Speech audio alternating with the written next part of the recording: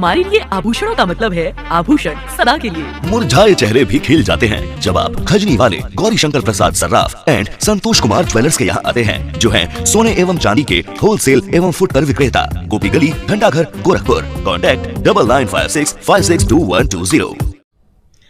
नमस्कार, loud speaker 90 FM देख रहे हैं आप। मैं हूँ आपके साथ सोनी। और प्रधानमंत्री जी का ये सपना है कि भारत को 2025 तक टीबी मुक्त बनाना है, और हम सब इसमें सहयोग भी दे रहे हैं, काफ़ी बढ़ चढ़ के इसमें हिस्सा भी ले रहे हैं कि गोरखपुर को, पूरे प्रदेश को, पूरे देश को टीबी मुक्त बनाएं। और आज टीबी दिवस भी है, तो इस उपलक्ष्य पे हमारे साथ मौजूद हैं गोरखपुर के DTO doctor Ganesh Yadav ji. Sir, loud speaker 90 FM के स्टूडियो में आपका बहुत बहुत स्वागत है। आप दोनों को बहुत बहुत धन्यवाद कि आपने इस स्टूडियो में हमें बुलाया, आपको और उनका डॉक्टर साहब को, नाम सिकंदर जी को, और आपको बहुत बहुत धन्यवाद। सर, टीबी की बात करें तो गोरखपुर में लगभग कितने पेशेंट्स होंगे, एक्टिव पेशेंट्स टीबी के? हमारे पास अभी ट्रीटमेंट जिनका चल रहा है 13,380 हैं। अच्छा, हाँ, तो ये एक्टिव केसेस हैं? एक्टिव केसेस है, उनका ट्रीटमेंट चल रहा है। अच्छा। तो वो ये बात है। और कितने ठीक हो गए होंगे, मतलब कितने टीबी चैंपियंस होंगे पूरे गोरखपुर में? टीबी चैंपियन में तो बहुत ज़्यादा हैं। टीबी चैंपियंस का एक संस्था भी बनी हुई है, ठीक है। तो अभी तो कम से कम जो टीबी चैंपियन में संस्था में जो हैं वो 17-18 लोग हैं, जो कि वो कम्युनिटी में जाकर, समाज में जाके और ये बताते हैं कि टीबी ठीक होने वाली बीमारी है, इससे घबराना नहीं है, आगे आना है, आप इसका इलाज कराएं, 100% सही हो जाएंगे। तो टीबी अब लाइलाज नहीं है, लेकिन जब अगर किसी को टीबी हो रहा है तो क्या शुरुआती के लक्षण होते हैं? देखिए, उनका कार्डिनल साइन कहते हैं, शुरुआती जो साइन सिम्टम या लक्षण कहते हैं। सबसे पहले तो उनको खांसी है, 3 सप्ताह से अगर खांसी हो रही है, उनको शाम में बुखार आ जा रही है, भूख नहीं लग रही है, वज़न घट रहा है, कमज़ोरी महसूस हो रहा है, और रात में अगर स्वेटिंग, पसीना बह रहा है, तो हम लोग सस्पेक्ट कर सकते हैं कि उनको प्रिजम्पटिव हम लोग कर सकते हैं कि वो टीबी हो सकता है। नॉर्मली केसेस जो है, जो टीबी के होते हैं, टीबी कई प्रकार की होती है, तो नॉर्मली जो केसेस हैं गोरखपुर में वो कौन से टीबी के हैं? देखिए, अगर टीबी का क्लासिफिकेशन किया जाए तो अलग अलग ढंग से करते हैं। एक तो साइट पर, अगर बॉडी के साइट पर अगर लंग्स में है तो उसको हम लोग पल्मोनरी ट्यूबरकुलोसिस कहते हैं। लंग्स के बाहर है, किसी भी पार्ट्स में टीबी का इन्फेक्शन हो सकता है, उन लोग उसको हम लोग एक्स्ट्रा पल्मोनरी ट्यूबरकुलोसिस कहते हैं। Number 1, drug sensitivity. दो, आपने पूछा कि कितने लोगों का जो ट्रीटमेंट चल रहा है और कितने सही हो रहे हैं, वो डिपेंड करता है, ड्रग सेंसिटिविटी कहते हैं उसको।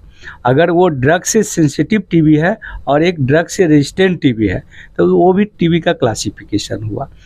तीसरा क्लासिफिकेशन हम लोग लेते हैं कि क्लिनिकली उसको डायग्नोज किया गया है या माइक्रोबायोलॉजिकली में हम लोग उसको माइक्रोस्कोप के अंदर माइक्रोबैक्टीरियम ट्यूबरक्यूल को देखते हैं, या हमारा जो सप्लाई है CB नट और ट्रू नट, उसके द्वारा उसको डायग्नोसिस करके तो उसको हम लोग drug sensitivity test, drug sensitivity TB कहते हैं, और एक ड्रग रेजिस्टेंट टीबी। तो इस तरह से क्लासिफिकेशन हम लोग को टीबी का करते हैं। सर, टीबी एक संक्रमण वाली बीमारी है, एक से दूसरे व्यक्ति को हो जाता है, तो कितने % इसके ट्रांसमिशन के चांसेस होते हैं? देखिए, ट्रांसमिशन ये रिकॉर्डेड है WHO के डाटा के अनुसार, ये इन्फेक्शस डिजीज है।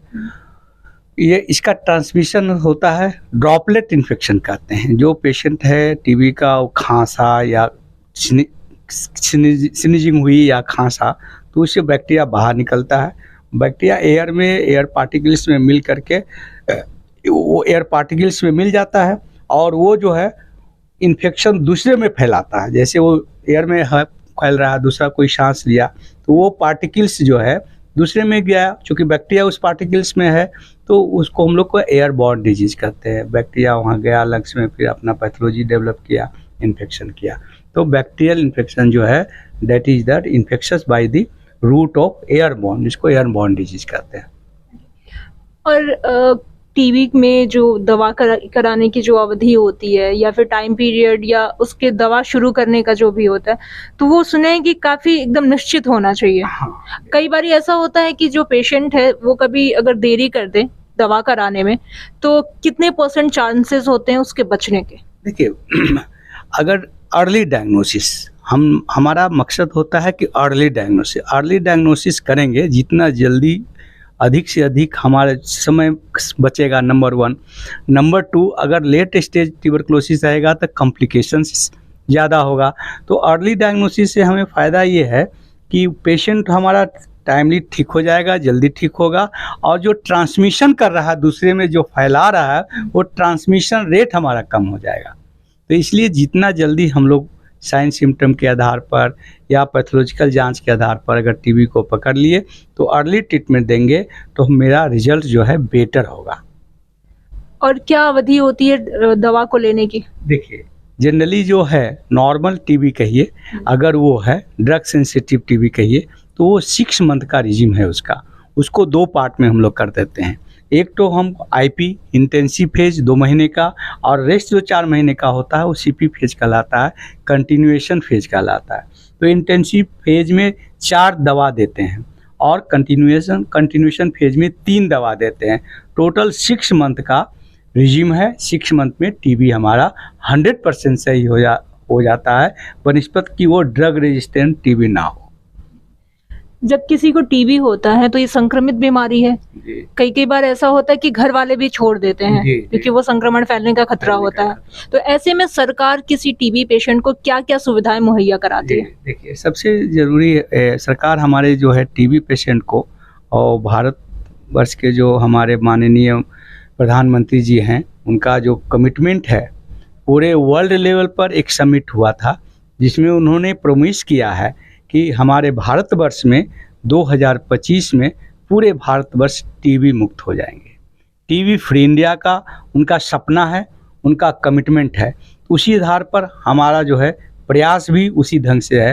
पूरे वर्ल्ड में वो कहा कि मैं टीबी को 2030 तक हटाऊंगा। टीबी मुक्त वर्ल्ड बनाना क्या उद्देश्य उन लोगों का जो प्रोग्राम है वो 2030 तक है।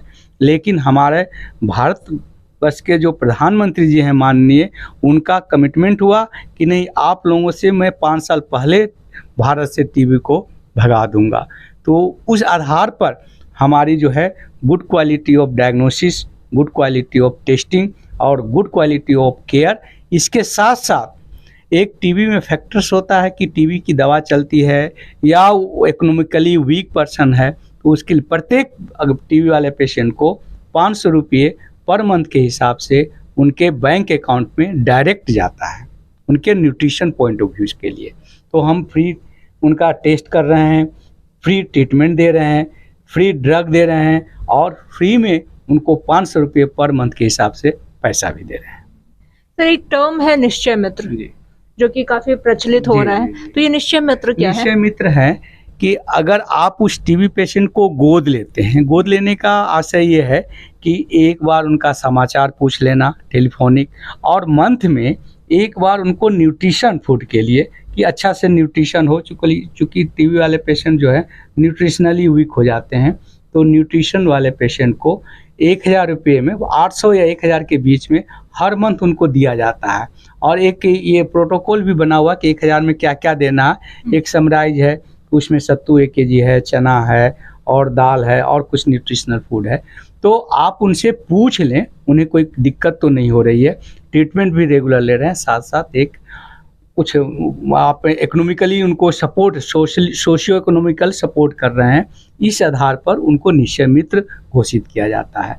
और वो जो हम लोग निश्चय पोर्टल है जिसमें टीबी का डिटेल लोडिंग रहता है, उसमें हम लोग एज ए निश्चय मित्र उनको ट्रीट करते हैं और निश्चय मित्र के रूप में उनको देखते हैं। एक सर्टिफिकेट भी इशू करते हैं कि निश्चय मित्र।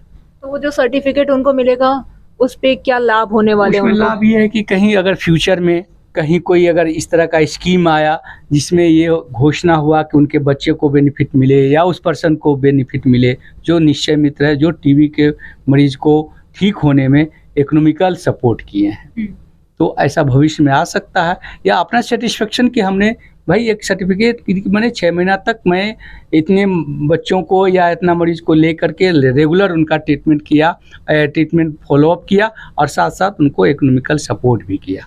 तो क्या क्राइटेरिया होता है निश्चय मित्र बनने का? कोई भी व्यक्ति बन सकता है जो अपनी उनकी क्षमता है।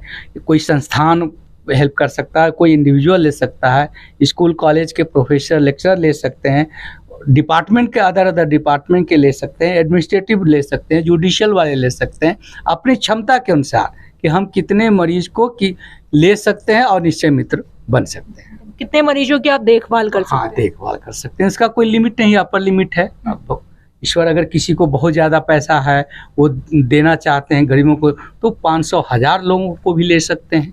अच्छा, मतलब कोई लिमिटेशन नहीं है? आप कितने भी? अपर लिमिटेशन नहीं है, लोअर लिमिटेशन है कि एक तो मिनिमम लेना है, 1-2, तब एक भी लेंगे तो निश्चय मित्र कहलाएंगे। गोरखपुर में कितने अथॉरिटीज हैं या फिर कितने सेलिब्रिटीज हैं जिन्होंने निश्चय मित्र अडॉप्ट? 2030 अभी तक टोटल लिए हैं। 2030 हाँ, गोद लिए गए हैं, 2030 लोगों के द्वारा लिए गए हैं। सर, प्रधानमंत्री जी का तो सपना है 2025 तक भारत को टीबी मुक्त बनाने का, और वर्ल्ड का सपना है 2030 तक वर्ल्ड को टीबी फ्री बनाने का। लेकिन आपका क्या सपना है कि आप गोरखपुर को कब तक टीबी से फ्री करने वाले हैं? मैं प्रधानमंत्री जी के सपना को पूरा करने के लिए जहां तक होगा मैं तन मन धन से लगा हूं और पूरे गोरखपुर को टीबी मुक्त करूंगा 2025 तक। 2025 तक सर भी गोरखपुर को टीबी मुक्त करने वाले हैं।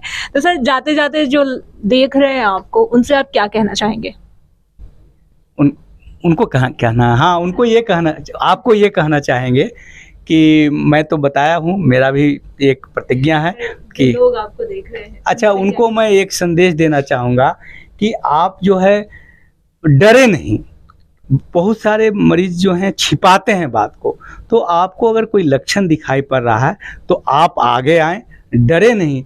हमारे साथ जो है आपके बहुत सारे कर्मचारी जुड़े हुए हैं, जरूरी नहीं कि आप जिले पर आएँ, गांव में भी रखकर पीएचसी पर हमारे स्टाफ हैं, उनसे कंसल्ट करें, वो आपको जांच करेंगे, फ्री ऑफ कॉस्ट, निःशुल्क जांच है, अच्छे क्वालिटी की दवा भी आपको दी जा रही है।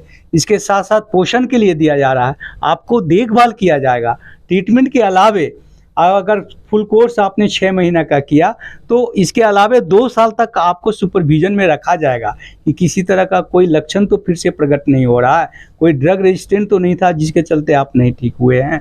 तो ये आधार पर आपका देखभाल भी हो रहा है, आप डरे नहीं, ठीक होने वाली बीमारी है। और समाज को ये संदेश देना चाहूँगा कि टीबी वाले मरीज के साथ घृणा का व्यवहार ना करें, उनको अपनी दूरी ना बनाए। वो ऐसा नहीं कि वो ठीक होंगे, आप ही के समुदाय के मेंबर हैं, उनको अलग से आप किसी तरह का डिस्क्रिमिनेशन ना करें। हाँ बिल्कुल, टीबी के जो मरीज हैं उनसे 2 गज की दूरी तो रखें, लेकिन दिलों में दूरी बिल्कुल ना रखें, क्योंकि उनको आपके सहायता की ज़रूरत है, आपके सहानुभूति की ज़रूरत है। और गोरखपुर को टीबी मुक्त बनाने में हम सब का सहयोग करना बहुत ज़रूरी है। हो सके तो आप भी निश्चय मित्र बने और गोरखपुर को टीबी मुक्त बनाएं। हमारे साथ थे डॉक्टर गणेश यादव जी, जो कि DTO हैं गोरखपुर के। तो ऐसे ही और शख्सियत के साथ हम आपसे करेंगे अगली मुलाकात। लेकिन इस वीडियो के बारे में अगर आपकी कोई राय है तो आप हमें कमेंट कर सकते हैं या फिर मैसेज कर सकते हैं। नंबर है 9005700490। तो इस नंबर पे आप मैसेज भी कर सकते हैं और कमेंट ड्रॉप करना ना भूलें। और देखते रहें लाउड स्पीकर 90 FM, बजाओ बजाओ जरा झूम के बजाओ। Thank you so much sir.